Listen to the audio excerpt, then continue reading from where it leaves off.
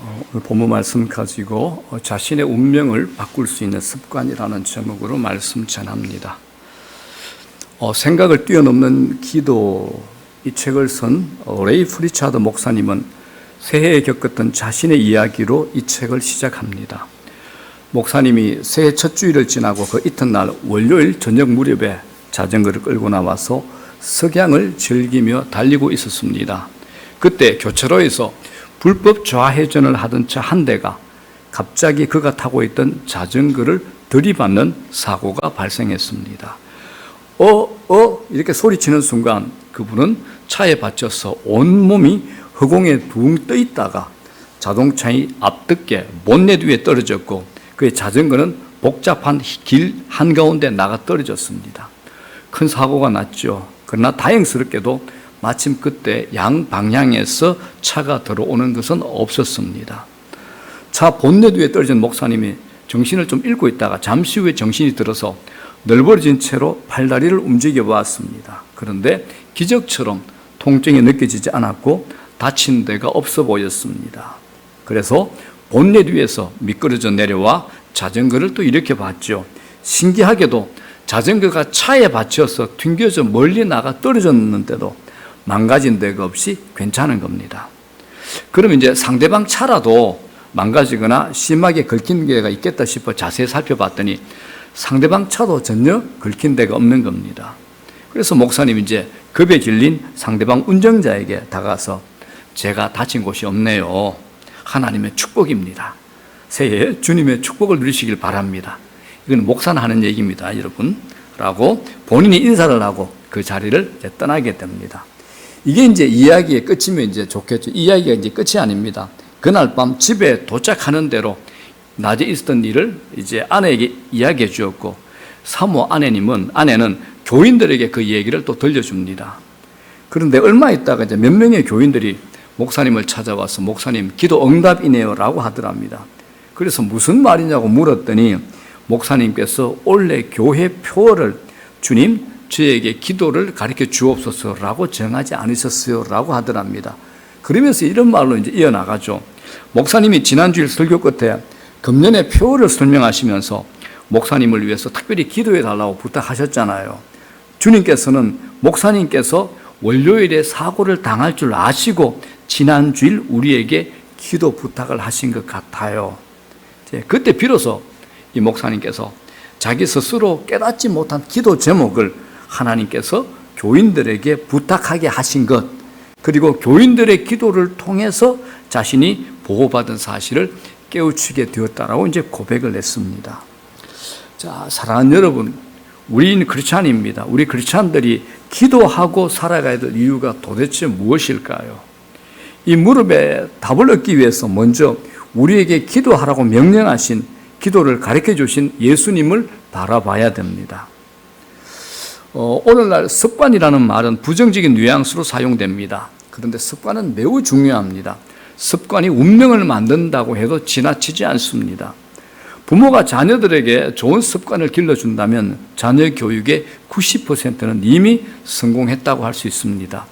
일찍 일어나는 습관, 독서하는 습관, 타인의 말을 잘 경청하는 습관, 사람을 존중하는 습관, 예배하고 기도하고 성경 읽는 습관을 길러준다면 무엇을 더 기대하겠습니까? 자녀 교육 끝난 것 아니겠습니까? 그래서 습관은 운명을 결정한다는 겁니다. 예수님도 이런 습관을 가지셨습니다. 가장 두드러진 것이 기도하는 습관이셨습니다. 오늘 우리가 읽은 본문 누가복음 22장에 예수님께서 십자가를 지시기 전날 밤 감람산 겟세마네 동산에 기도하러 가시는 모습이 나옵니다. 주목할 것이 이 본문에 있습니다. 예수님께서 다음날 십자가를 지시는 그것 때문에 너무 힘들어서 기도하러 가신 것이 아니라고 기록되어 있습니다. 자, 누가복음 22장 다시 한번 읽어볼게요. 예수께서 나가서 뭐죠? 습관을 따라 산에 가심에 제자들도 따라갔더니입니다. 무엇을 따라 감람산에 갔다고 하십니까? 습관을 따라입니다. 습관을 따라. 감람산을 찾아 기도하는 것은 예수님의 일상 습관이었습니다. 저는 여러분들에게 묻고 싶습니다. 여러분들에게 기도는 습관입니까? 아니면 문제를 만나거나 고난을 당할 때 하게 되는 특별한 이벤트입니까? 여러분들의 기도는 습관입니까? 아니면 특별한 일입니까? 제가 제자 훈련하는데 제자 훈련은 보통 성숙한 신자를 대상으로 합니다. 자기 문제가 아니라 남의 문제를 위하여 섬길 줄 아는 이런 수준의 사람, 성숙한 신자들을 대상으로 합니다. 그 교제는 이제 12주로 끝이 나게 되어 있습니다. 그래서 제 교회 장로님과 안수 집사님들, 권사님들하고 할 때는 12주의 끝을 냈습니다. 그런데 이제 갓 예수 믿기 시작한 분들이나 교회는 오래 다녔지만 자기 추스리기에 급급한 사람을 대상으로 할 때는 1년을 넘게 진행하는 경우가 대부분입니다. 제가 한 팀이 끝났는데 계산해 보니까 1년 3개월 했더라고요. 1년 3개월 했더라고요. 그들 대부분이 신앙생활의 기초인 기도에 대한 이해나 경험이 많이 부족합니다. 그럼에도 제가 기도에 대한 기본적인 설명을 던진 후에 바로 던지는 질문이 있습니다. 매주마다 던집니다. 매주마다.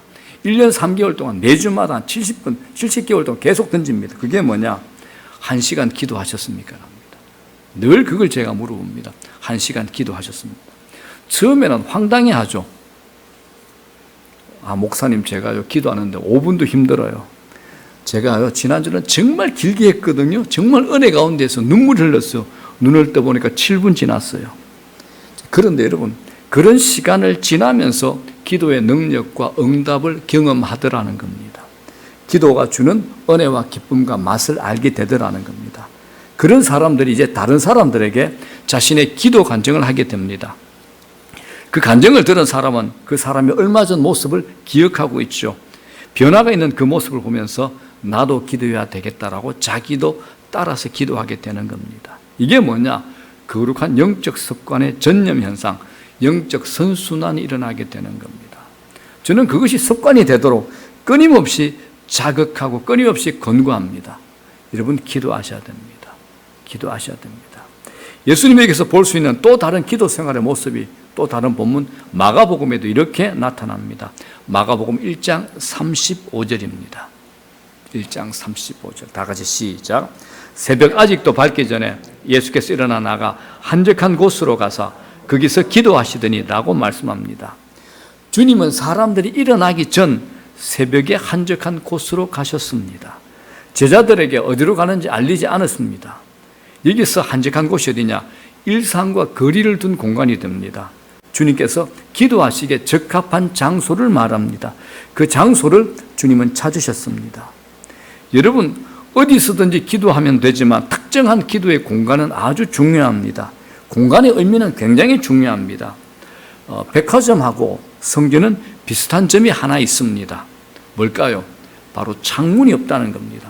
백화점에 창문이 없는 이유는 고객들이 상품에만 집중하게 하기 위함이고, 성전은 하나님에게만 집중하게 하고 이끌리게 하기 위함입니다. 그래서 저희 교회도 창문 절반 막았잖아요. 여러분, 하나님의 임재는 어디에서나 가능하지만 특별한 임재를 구하는 장소가 반드시 필요합니다. 우리 삶이 예배입니다. 늘 예배죠. 그럼에도 주일을 구별하고 교회 예배당에 찾아오는 이유가 있습니다. 지금 코로나 시대를 통과하고 있습니다. 코로나를 경험하면서 목회자들이 공통적으로 이제 걱정하고 우려하는 부분이 있습니다. 코로나로 인해서 처음 가정에서 온라인 예배를 드릴 때는 대부분의 성도들이 TV 앞에서 혹은 폰을 들고 혹은 노트북을 펴가지고 설레잖아요. 야, 우리가 이렇게도 예배 드리구나. 그래서 처음에는 시간과 태도에서 경건과 집중력을 가지고 예배를 드렸다고 합니다. 그런데 1개월 정도 지나고 보니까 이제 익숙해져 버린 거예요. 시간도 지키지 않고 대충 추리닝 입고 어떤 분들은 잠옷 입은 채로 이제 태도까지 완전히 흩어져서 예배가 되지 못하는 겁니다. 예배 중에 카톡하죠. 예배 중에 문자 확인하죠. 예배 중에 네이버 구글 들어가서 관심 뉴스 들여다보죠. 댓글 달죠. 주방으로 갔다가 화장실로 갔다가 걔는 옆에서 지저대고 예배가 놀이터가 되어버린 겁니다. 예상은 했는데 너무 심각한 상황이어서 목사들이 목회자들이 한결같이 우려하고 있는 부분입니다. 그래서 여러분, 몸과 마음이 하나님에게로 향하려고 하면 시간과 공간의 구별이 반드시 필요합니다. 마태도 이 부분을 놓치지 않았습니다. 마태복음 14장 23절 볼게요. 시작. 무리를 보내신 후에 기도하러 따라 산에 올라가시니라. 저물매 거기 혼자 계시더니 주님이 기도하시기 위해서 장소적 공간을 이동하시는 모습입니다. 주님을 보면 새벽 아직 밝기도 전에 사람들로부터 자신을 분리하는 시간을 가지셨습니다. 언제든지 기도할 수 있지만 시간을 거룩하게 구별할 필요가 있습니다. 주님을 보더라도 일상을 시작하기 전 홀로 하나님 앞에 서는 시간을 가지셨다는 겁니다. 그러므로 여러분, 우리는 누구나 하나님과 독대하는 시간이 필요합니다. 새벽 아직 밝기도 전에 일어나셨다는 말은 예수 그리스도의 생애에 매우 중요한 부분이 됩니다. 예수님의 사역은 굉장히 치열했습니다. 귀신 쫓아내죠. 병자 치유하는 사역은 상당한 에너지가 드는 일입니다. 당시에 반대 세력에 만만치 않은 공격도 있었죠. 어느 사역 하나라도 간단한 것이 없었습니다. 예수님께서 완전한 신성을 가지고 계셨지만 완전한 인성을 가지고 이 땅에서 사역을 하셨습니다. 자, 본문 앞부분을 보게 되면 가버나움에서의 예수님의 사역은 거의 24시간 사역입니다. 육체적으로 상당히 소진되셨을 겁니다. 자, 앞에 마가복음 1장 21절 보겠습니다. 21절. 1장 21절. 다 같이 시작. 그들이 가버나움에 들어가니라. 예수께서 곧 안식일에 회당에 들어가 가르치시매. 예수님이 안식일에 회당에 들어가셔서 설교하셨습니다. 그런데 설교 도중에 사건이 일어납니다. 귀신 들린 사람이 큰 고함을 지르고 예배를 방해하는 겁니다. 예수님이 그 사람 보고는 그에게 들어갔던 귀신을 쫓아내는 축사 사역을 하셨습니다.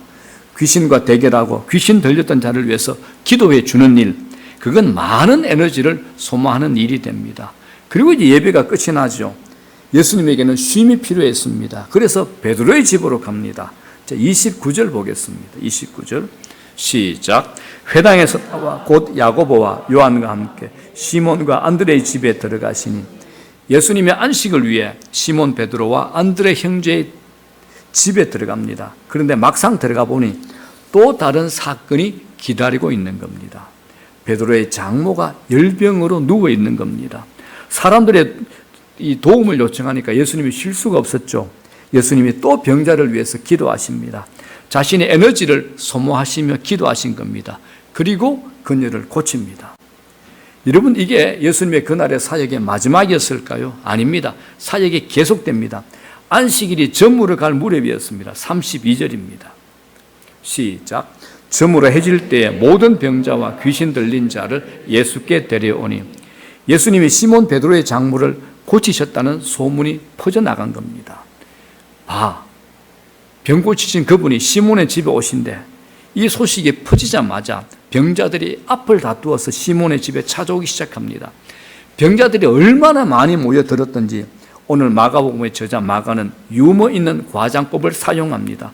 흥미있는 표현 한번 보십시오. 33절. 온 동네가 어디예요? 그 문 앞에 모였더라. 온 동네가. 문자 그대로 그 마을 안에 있던 온갖 병자들, 내과, 외과, 산부인과, 이비인후과, 비뇨기과, 피부과, 별별 환자들이 총출동해서 시몬 베드로의 집 앞에 모여들었습니다. 예수님의 도우심을 받기 위함입니다. 자, 이런 상황에서 예수님이 어떻게 하셨을까요? 34절입니다. 다 같이 시작. 예수께서 각종 병이든 많은 사람을 고치시며 많은 귀신을 내쫓으시되 아멘. 수많은 사람을 위해서 계속 기도하셨다는 겁니다. 안식일의 밤은 그렇게 저물어 갑니다. 얼마나 바쁜 하루였겠습니까? 얼마나 피곤하셨겠습니까? 그렇게 안식일이 지나고 이튿날 아침이 되었습니다. 저나 여러분이 만약 예수님처럼 그렇게 바쁜 하루를 보냈다면, 그리고 그 이튿날 특별한 약속이 없었다면 어떻게 그 아침을 맞을까요? 보통 이렇게 얘기하죠. 오늘은 늘어지게 자자. 이런 생각하지 않겠습니까? 그런데 예수님의 사역을 보면 24시간 사역입니다. 그런데 이런 이튿날 아침 성경은 예수님께서 이렇게 하셨다라고 합니다. 35절입니다. 시작. 새벽 아직도 밝기 전에 예수께서 일어나 나가 한적한 곳으로 가서 거기서 기도하시더니, 그렇게 바쁜 하루를 지낸 이튿날 새벽 아직 밝기도 전에 예수님은 일어나 기도하기 시작하셨습니다. 늦은 시간까지 과중한 사역을 하신 주님이 새벽에 일어나셨다는 것은 무엇을 보여줍니까? 기도하는 일이 다른 어떤 일보다도 우선적이고 중요하다는 것을 우리에게 말씀하고 있는 겁니다. 자, 여러분, 우리는 수많은 결심을 하며 살아갑니다. 삶의 우선순위를 정해봅니다. 그러나 현실의 여러 가지 일들이 동시에 밀려오면 그냥 떠밀려 다닐 때가 너무 많습니다. 그러나 가장 먼저 내가 무슨 일을 해야 하는가, 이게 우리의 미래를 결정합니다. 주님에게 있어서 새벽에 일어나 기도하시는 일은 다른 어떤 것과도 대체할 수 없는 일이었습니다. 주님은 어떤 것을 하기 전에 아버지를 제일 먼저 찾았습니다. 아버지와 분리되어서는 어떤 일도 할 수 없음을 아셨기 때문입니다. 그래서 주님은 기도하는 시간을 양보하지 않으셨습니다. 제가 성경을 읽으면서 주님께서 새벽 아직 밝기도 전에 기도하시는 모습은 복음서에서 만날 수 있는 비경이다, 이런 느낌을 가졌습니다. 여기에 차별화된 삶의 비밀이 있습니다. 그래서 종교개혁자 마틴 루터 얘기는 자주 저에게 생각나게 합니다. 이렇게 고백했죠. 요즘 내가 바빠진다. 더 기도해야겠다. 요즘 내가 바빠진다. 더 기도해야겠다. 그 일지에 기록된 말입니다. 그런데 여러분, 우리가 하는 보편적인 고백이 뭡니까? 요즘 내가 너무 바쁘다. 기도할 시간이 없다. 이거 아닙니까, 여러분? 요즘 내가 너무 바쁘다. 기도할 시간이 없다. 이거 아닙니까? 우리 평상시의 고백과 루터의 고백이 얼마나 다릅니까? 그래서 루터에게 기도란 바쁨이 가져다주는 피곤을 극복할 수 있는 새 힘이 됩니다. 용기의 공급원이 되었다라는 겁니다. 실제로 루터는 매일 1시간가량 기도했다고 합니다. 그런데 정말 바쁜 일이 오게 되면 더 엎드려서 2시간 기도했다고 합니다. 루터는 생애 마지막에 다가왔을 때 하루 24시간 중에서 시간의 11조를 드리려고 하루에 2시간도 넘게 기도했다라고 합니다. 왜 그랬을까요? 루터에게 기도는 안식이었기 때문에, 기도는 능력이었기 때문에, 기도는 즐거운 일이었기 때문에입니다. 저도 루터처럼 목회를 마친 후에는 시간의 11조 기도를 드리려고 생각하고 있습니다. 그래서 제가 어제 기도하면서 제가 결단을 했습니다. 주님, 저도 은퇴 후에는 하루 24시간 중에서 제가 시간의 11조를 주님 앞에 기도하겠습니다라고 제가 어제 결단을 했습니다. 우리는 많은 사람을 만납니다. 현대 사회에서 인맥은 최고의 재산이 됩니다. 인간관계를 중요하게 여깁니다. 누군가를 만나야 인생이 풀릴 것 같고 나를 찾는 누군가가 있어줘야지 불안하지 않는 겁니다. 그러나 능력 있는 사람을 많이 만나는 것보다 더 중요한 만남 한 가지가 있습니다. 바로 하나님과의 1:1 시간입니다. 하나님과의 1:1 시간입니다. 하나님 앞에 나아가는 시간이 인생을 결정합니다. 인생의 승부처는 가장 첫 시간에 누구를 만나는가에 달려 있습니다. 여러분은 매일의 첫 시간에 누구를 만나고 있습니까? 매일의 첫 시간에 누구를 만나고 있습니까? 세상은 우리에게 과도한 활동을 요구합니다. 경쟁에 내몰린 우리들은 잠시도 가만히 있을 수가 없죠. 경쟁의 한복판에 서 있는 우리들이 해야 하는 기도는 무기력한 인간이 하는 것으로 취급받습니다. 더군다나 새벽 기도는 사람들이 이렇게 생각합니다. 아주 비생산적인 것으로 생각합니다. 새벽에 일어나는 것 쉬운 일 아닙니다. 보통 피곤하기 때문에 기도는 건너뛰어야 된다고, 새벽 기도는 하지 않아야 된다고 생각을 합니다. 그런데 여러분, 반대로 하셔야 됩니다. 반대로 하셔야 됩니다. 피곤하기 때문에 더욱 기도하셔야 됩니다. 충분히 잠을 자고 싶은 욕망은 누구나 있습니다. 육체를 가지고 있는 예수님도 마찬가지입니다. 그럼에도 새벽에 일어나는 이유가 무엇입니까? 강한 피로를 느꼈기 때문입니다. 장사하는 분들 아침에 일찍 새벽 시장을 나갑니다. 일찍 가야 가장 신선한 농산물을 구입해 가장 좋은 재료로 고객들에게 서비스할 수 있기 때문입니다. 이것처럼 인간은 절실하면 힘들어도, 아무리 힘들어도 일어납니다. 하나님께서 우리에게 새벽기도 훈련을 시킬 수 있는 좋은 방법 없을 것 같습니까? 있습니다. 우리에게 절실한 문제, 우리에게 고난을 던져주면 누구나 새벽에 일어나 기도하게 되어 있습니다. 누구나 다 할 겁니다. 새벽뿐이겠습니까? 문제를 해결할 수 있다면 철야기도 할 겁니다. 일주일에 한 번씩 기도원에 가게 될 겁니다.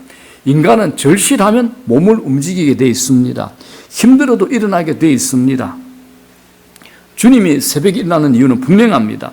영적인 필요를 강하게 느꼈기 때문입니다. 주님은 하늘의 아들이시도 기도의 필요를 느꼈던 겁니다. 아버지와의 시간보다 더 절실한 것은 없다라는 겁니다. 자, 여러분, 그렇다면 우리는 어떨까요? 우리야말로 기도보다 더 절실한 것이 있을까요? 주님은 언제라도 기도할 수 있지만은 특별히 새벽에 기도하셨다는 것은 선제적인 삶, 주도적인 삶을 사셨다라는 겁니다. 주님은 새벽에 하나님 아버지를 만나 영적인 공급을 받고 충전을 하셨습니다. 그래서 기도가 뭐냐? 하나님과 연결되어 하늘의 은혜와 능력과 지혜를 공급받는 충전의 시간이 바로 기도입니다.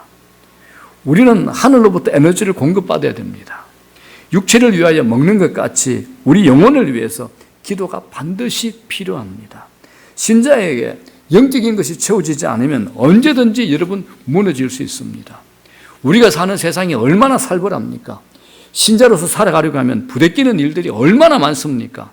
직장이나 일터에서 힘들게 하는 사람을 보면 내가 신자지만 미움이 확 올라옵니다.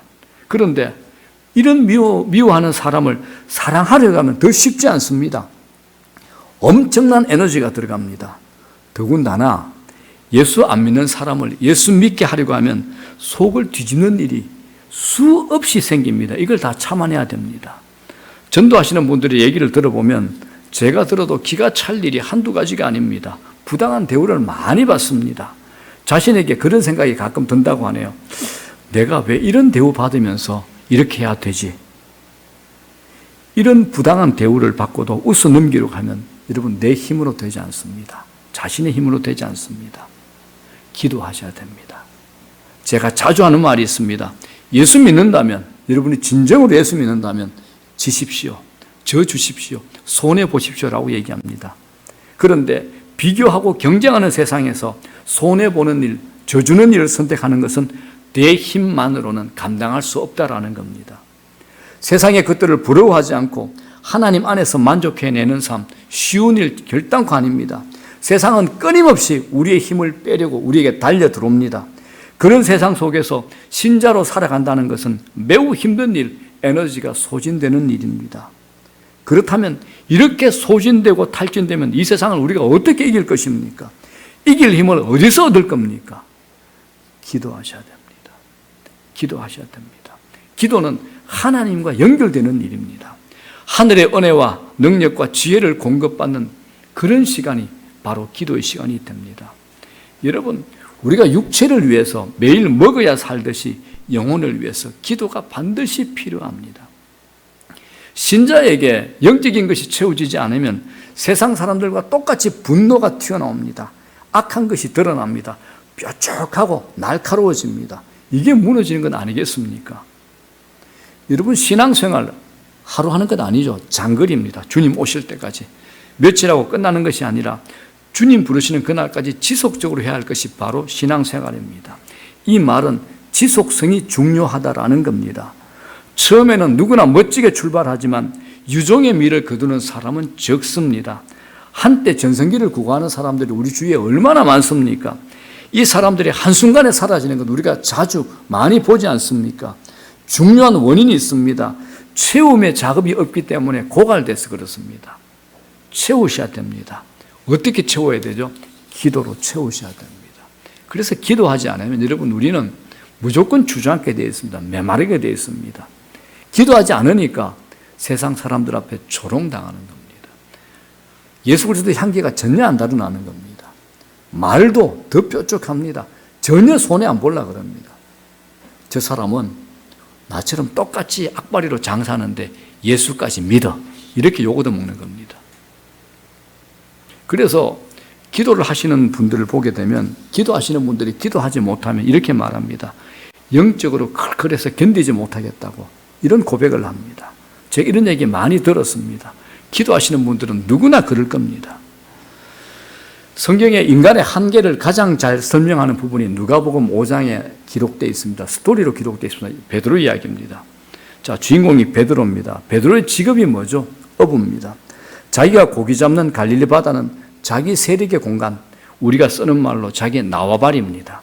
갈릴리 바다에서 고기 잡는 것은 자기의 전공 과목이 됩니다. 그런데 한날은 밤새도록 고기를 잡았는데 한 마리도 못 잡은 빈 그물이 됩니다. 이 이야기가 우리에게 가르쳐주는 교훈이 있죠. 우리 인생에 내 전문성이 안 통하고 내 경험이 안 먹혀 들어가는 그런 순간을 맞이할 때가 자주 있다라는 겁니다. 내 전문성, 내 평생 한 것이 안 통할 때가 있고 내가 평생 동안 쌓은 그 스펙, 그 경험이 먹혀 들어가지 않는 순간을 자주 경험하게 된다는 겁니다. 우리의 열심만으로 안 됩니다. 분명히 인간의 한계가 있습니다. 하나님이 도와주셔야 되는 겁니다. 저의 인생을 돌아보면 저의 진심입니다. 하나님이 도와주신 것만 남아 있습니다. 하나님이 도와주신 것만 제게 남아 있습니다. 세상은 늘 흔들리고 삶은 불안정합니다. 요즘은 코로나로 인해서 더 뒤숭숭하죠. 그런데 한 발 물서 보면 세상은 늘 그랬던 것 같습니다. 여러분, 코로나 끝나면 어떨 것 같아요? 코로나 끝나면 파라다이스 천국일 것 같습니까? 제가 볼 때는 또 다른 일로 뒤숭숭할 겁니다. 늘 뒤숭숭해 왔습니다.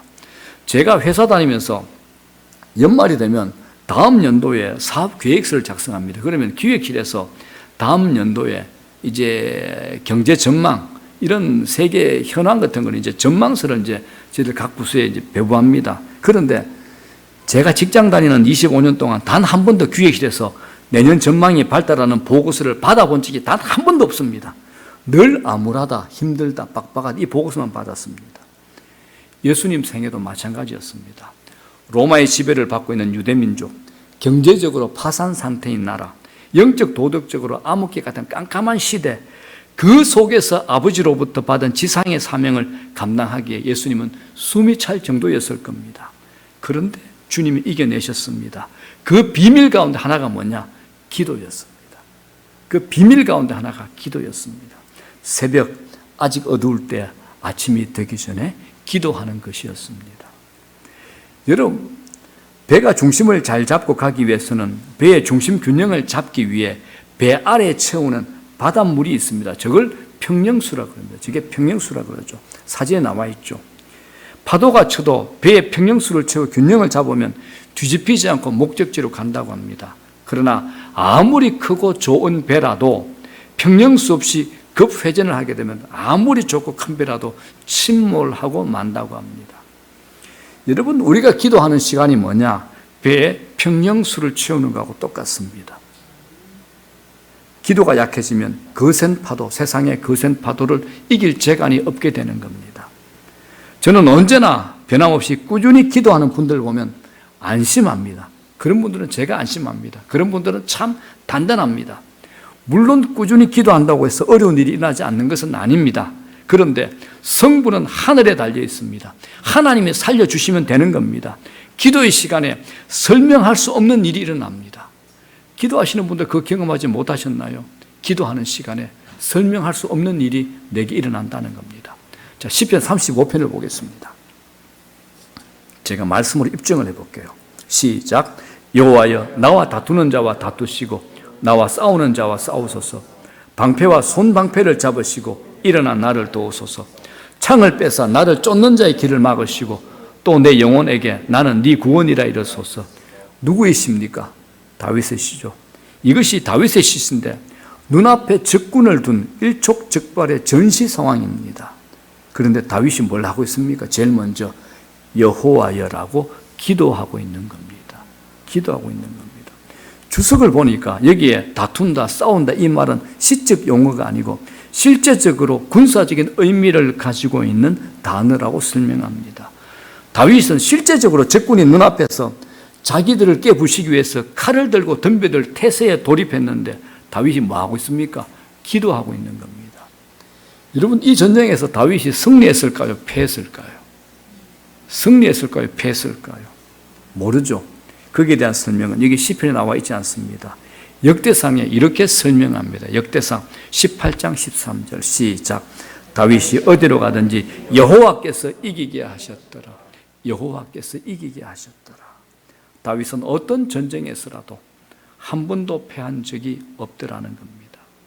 여러분, 어려울 때라도 기도의 자리를 지키는 사람은 다릅니다. 하나님께서 기도하는 사람은 기도하는 가운데 이겨내게 하십니다. 여러분, 기도는 신비롭습니다. 설명이 안 됩니다. 기도는 이론이 아니기 때문에 그렇습니다. 기도를 분석하려고 해서도 안 됩니다. 기도는 영적인 신비로운 경험입니다. 하나님과 함께하는 시간을 가지다 보면 나도 모르게 놀라운 일이 일어납니다. 싸늘했던 마음이 따뜻해집니다. 염려와 두려움이 가득했던 마음에 평안이 찾아오는 겁니다.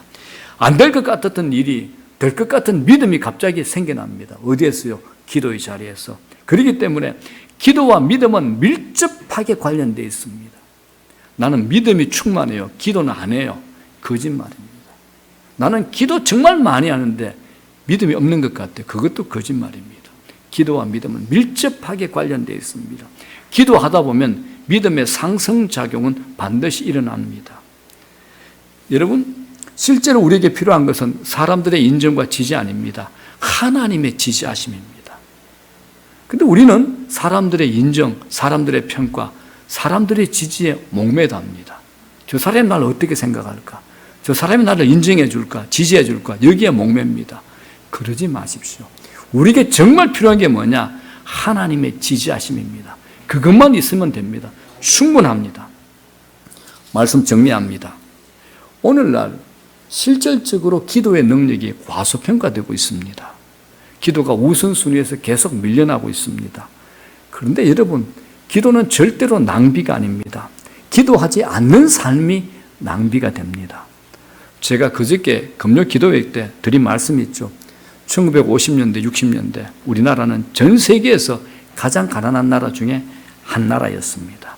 일제강점기를 거치자마자 6.25 전쟁으로 학교, 공장, 병원 모든 산업 인프라가 파괴되었죠. 이런 조건 속에서, 이런 최악의 조건에서 개발도상국가가 선진국의 선을 넘은 나라는 대한민국, 우리 한국이 유일합니다. 그런데 그 성장 과정이 한국 교회의 영적 부흥과 정확하게 그 시기를 함께 하고 있습니다. 그건 경제 논리만으로 설명할 수 없는 영적 요인이 분명히 있다라는 겁니다. 그때는 오직 믿음으로 무식하게 기도하고 무식하게 돌파했습니다. 여러분, 그 시대에 살았던 우리 어머니들이, 우리 선배들의 삶이 오늘 우리보다 더 수월했을까요? 제가 기억합니다. 그때는 참 가난이 질겼습니다. 가난이 비참했습니다. 절대 가난한 시대였습니다. 절대 삶이 수월하지 않았습니다. 그럼에도 불구하고 이분들이 기적을 이뤄냈습니다. 어떻게 해요? 기도였습니다. 믿음의 기도였습니다. 지금 우리가 살고 있는 이 대한민국, 이게 기도의 최고 간증입니다. 우리가 이렇게 사는 거, 이거 기도의 간증입니다, 여러분. 우리 선배, 우리 어머니의 기도 때문에 우리가 이렇게 살게 된 겁니다. 여러분, 삶이 힘들어지고 있습니까? 정답 하나입니다. 기도의 양을 누리십시오. 기도의 양을 누리시면 됩니다. 하나님 살아계십니다. 기도를 우선순위에 갖다 놓으시면 된다라는 겁니다. 뉴스 보고 정보에 민감할 것이 아니라 하나님에게 민감해 보십시오. 답은 세상에 있는 것이 아니라 하나님에게 있습니다. 기도는 몸으로 하는 겁니다. 내 삶을 하나님에게로 옮겨 놓는 것, 이걸 기도라 그러죠. 기도는 자신의 운명을 바꿔 놓을 수 있는 최고의 복된 습관입니다. 내 운명을 바꿔 놓을 수 있는 최고의 복된 습관이 기도입니다. 기도하지 못하게 하는 모든 공격을 이기고 기도의 자리에서 승부를 거시는 여러분 되시기를 주의 이름으로 축원합니다. 현대인들이 제일 좋아하는 말이 있죠. 뭡니까? 최첨단입니다. 최첨단. 그런데 여러분, 기도가 최첨단입니다. 기도가 최고의 일입니다. 기도가 최첨단입니다. 기도는 비밀입니다. 자신만이 알 수 있는 열려진 비밀입니다. 신비스러운 기도의 비밀을 몸으로 경험하는 저와 여러분 되시기를 예수 그리스도 이름으로 축원합니다.